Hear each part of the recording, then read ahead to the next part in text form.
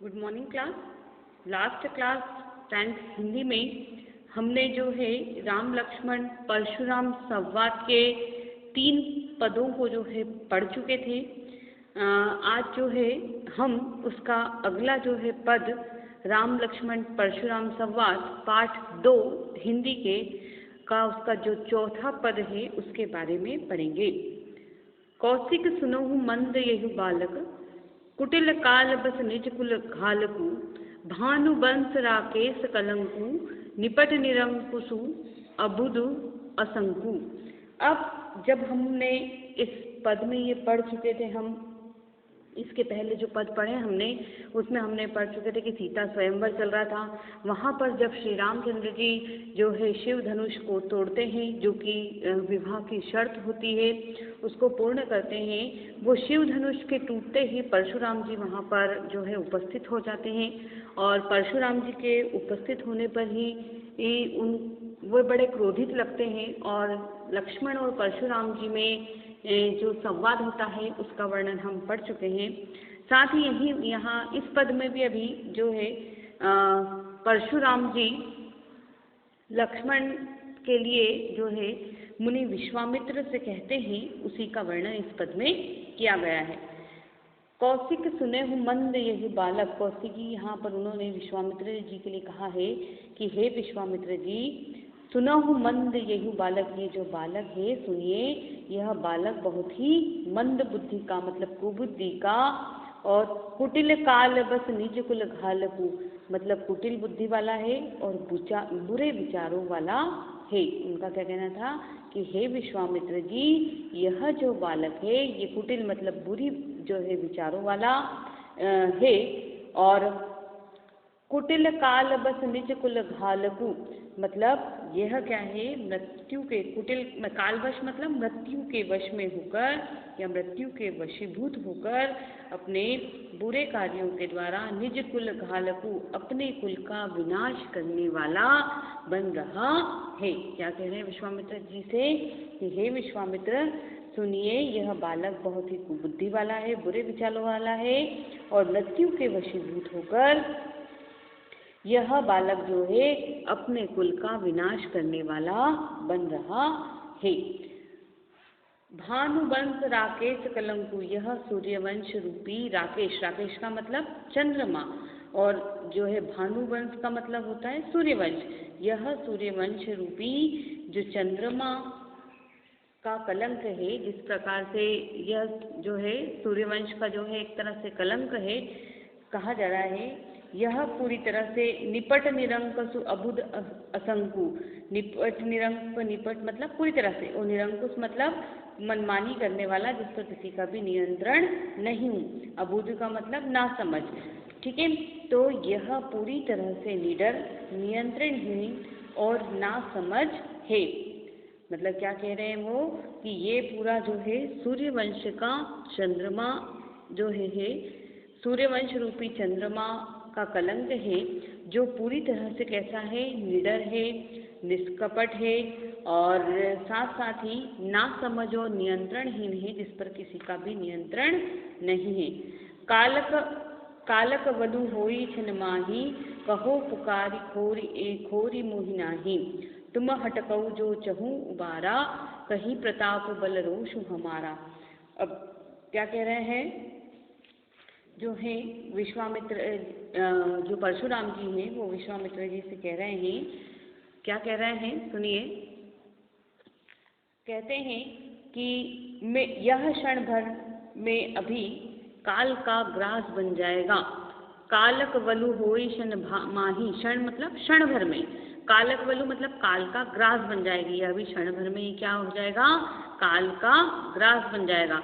कहो पुकारी खोरी मोहि नाही, फिर जो है मुझसे इसको क्या करें, फिर मुझको दोष मत देना। ये क्या है, यह क्षण भर में अभी काल का ग्रास बन जाएगा, मैं स्पष्ट पुकार कर कह देता हूँ। कहो पुकारी खोरी मोहि नाही, मतलब मैं अभी पुकार कर कह रहा हूँ, स्पष्ट कह देता हूँ। तुमऊ हटकहु जो चहु उबारा, कहो प्रताप बलु रोष हमारा। अब ये कह रहे हैं परशुराम जी कि मैं जो है स्पष्ट कहकर पुकार कर कह रहा हूँ, उसका दोष मुझे मत देना। यदि तुम इसको बचाना चाहते हो, तुम हटकऊ जो चहु उबारा, मतलब तुम इसको अगर बचाना चाहते हो तो हमारे प्रताप, बल और क्रोध के बारे में बताकर इसे मना कर दो। कहू प्रताप बल रोषु हमारा, रोषु मतलब क्रोध, प्रताप मतलब प्रताप के बारे में, बलु मतलब बल के बारे में। तो जो है आप हमारे प्रताप के बारे में, बल के बारे में, क्रोध के बारे में बताकर इसे मना कर दीजिए। क्या कह रहे हैं, जब जो है परशुराम जी कह रहे हैं विश्वामित्र जी से कि यह क्षण भर में अभी ही काल का ग्रास बन जाएगा, मैं स्पष्ट पुकार कर जो है कह रहा हूँ, फिर इसका दोष मुझे मत देना। यदि तुम इसको बचाना चाहते हो तो हमारे प्रताप, बल और क्रोध के बारे में इसे बताकर मना कर दो।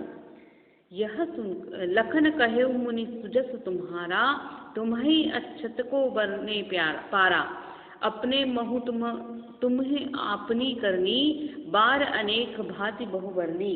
अब लक्ष्मण जी जब ये बातें सुनते हैं जो विश्वामित्र जी से परशुराम जी कहते हैं, तो लक्ष्मण जी जो है फिर से परशुराम जी से कहते हैं कि हे मुनिवर, आपके रहते हुए आपके जो है सुयश का वर्णन कौन कर सकता। सुजस मतलब सुयश, लखन कहे मुनि सुजस तुम्हारा, मतलब लक्ष्मण जी परशुराम जी से कहते हैं कि आपके अलावा आपके यश का गुणगान कौन कर सकता है। तुम्हें अक्षत को बरने पारा, तुम ही जो है अपने जो है मुंह से अपने कार्यों का वर्णन अच्छी तरह से कर रहे हो। आपने ही अपने कार्यों मुंह से अपने कार्यों का वर्णन अच्छी तरह से कर दिया है। अपने मुंह तुम आपनी करनी, मतलब अपने मुंह से तुमने क्या करा है, अपनी करनी को बता दिया है, अपने कार्यों को बता दिया है। बार अनेक भांति बहुवर्णी, जब आपने ही अपने मुंह से अपने कार्यों का वर्णन कर दिया है, बहुत अच्छी तरह से किया है, इतने पर भी जो है बार अनेक भांति बहुवर्णी, मतलब आपने ही अपने कार्यों को अपने मुंह से कई बार अच्छी तरह से कह दिया है। नहीं संतोषु तब पुनि कछु कहूँ, जनी रसी रोक दसहु दुख सहु, वीर व्रति तुम धीर अछोभा, गारि देत न पाऊँ शोभा। अब क्या कह रहे हैं वो कि जब आपने ही अपने बारे में इतना अच्छे से वर्णन कर दिया है तो किसी और के कहने की क्या जरूरत है, ठीक है।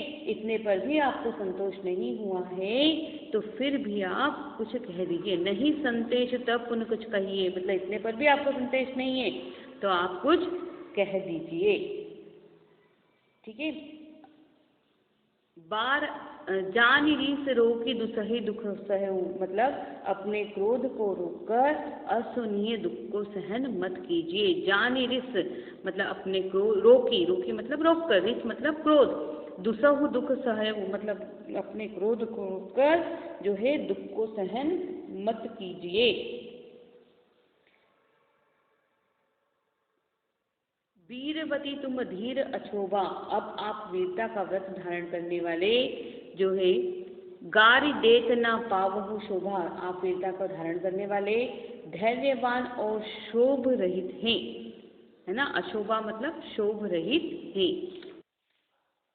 आप वीरता को धारण करने वाले जो है क्या है, धैर्यवान और शोभ रहित है। जो बहादुर होते हैं वो तो युद्ध में अपनी वीरतापूर्ण कार्य को करते हैं, ठीक है।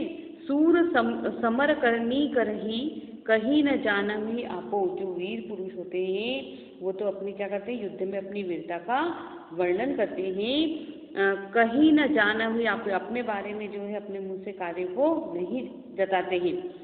विद्यमान रन पाई रिपु कायर कथऊ प्रतापो, और शत्रु के को जो है युद्ध के सामने उपस्थित पाकर कायर लोग ही अपनी वीरता का यशगान करते हैं। मतलब विद्यमान रन पाई रिपु, रिपु मतलब शत्रु को अपने सामने पाकर कायर कथ ही प्रतापु, जो कायर लोग होते हैं वही अपनी कथा का वर्णन करते हैं। तो इस पद का अर्थ फिर से समझिए, एक बार मैं आपको फिर से समझा देती हूँ। क्या कह रहे हैं कि लक्ष्मण जी जो है परशुराम जी विश्वामित्र को संबोधित करते हुए कहते हैं कि हे विश्वामित्र, यह बालक जो है कुबुद्धि और बुरे विचारों वाला है और मृत्यु के वशीभूत होकर यह अपने काल का विनाश करने वाला बन गया है। यह सूर्यवंशी रूपी जो चंद्रमा का कलंक है, यह पूरी तरह से निडर, नियंत्रणहीन और नासमझ है। यह क्षण भर में अभी काल का ग्रास बन जाएगा। मैं जो है पुकार कर कह रहा हूँ, फिर इसका मुझे दोष मत देना।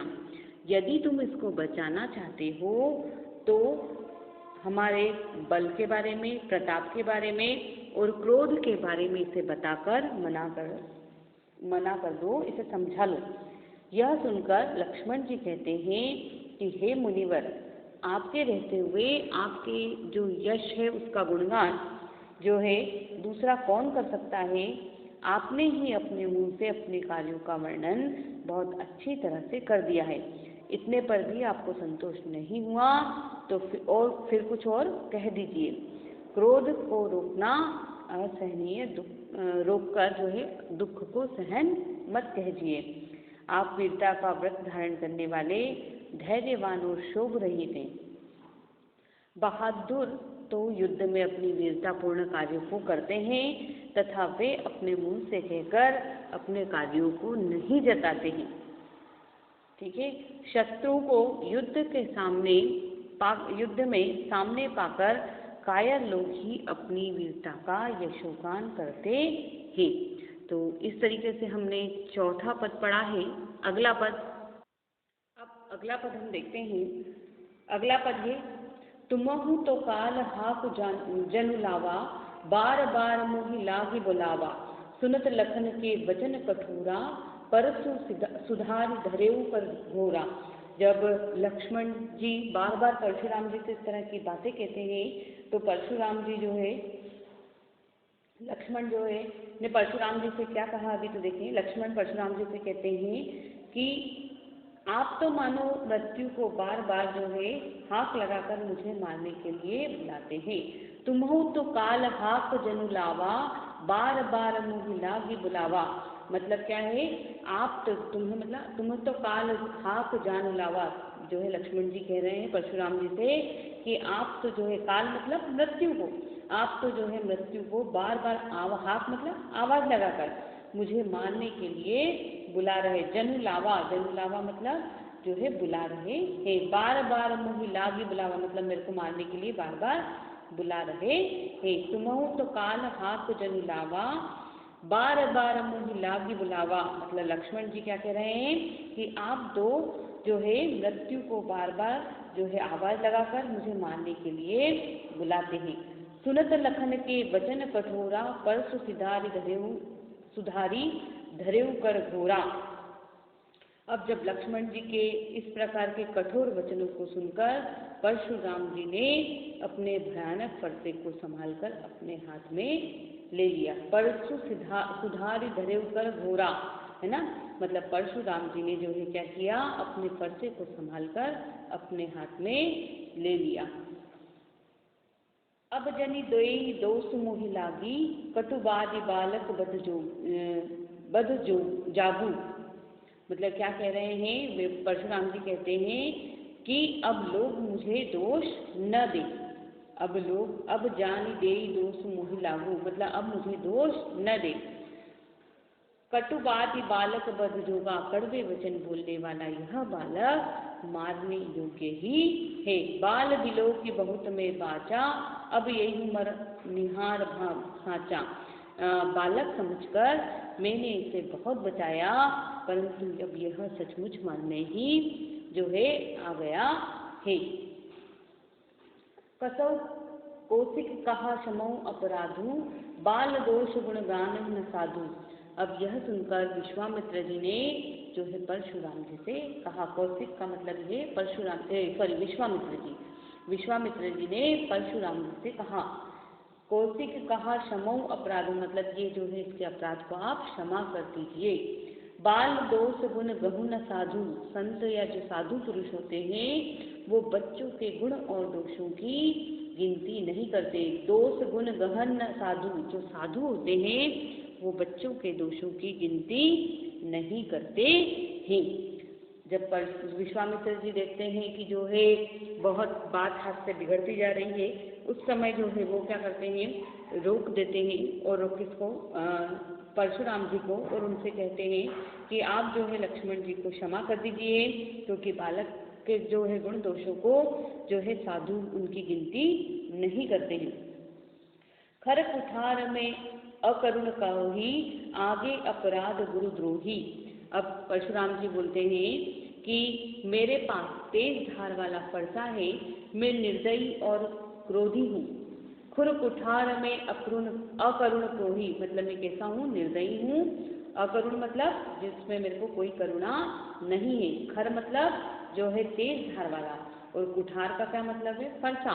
तो मेरे पास जो है वो तेज धार वाला फरसा है और मैं निर्दयी और क्रोधी हूँ। आगे अपराध गुरुद्रोही, और मेरे सामने गुरु का अपमान करने वाला अपराधी है। क्या कह रहे हैं कि मेरे सामने जो है गुरु का अपमान करने वाला अपराधी है।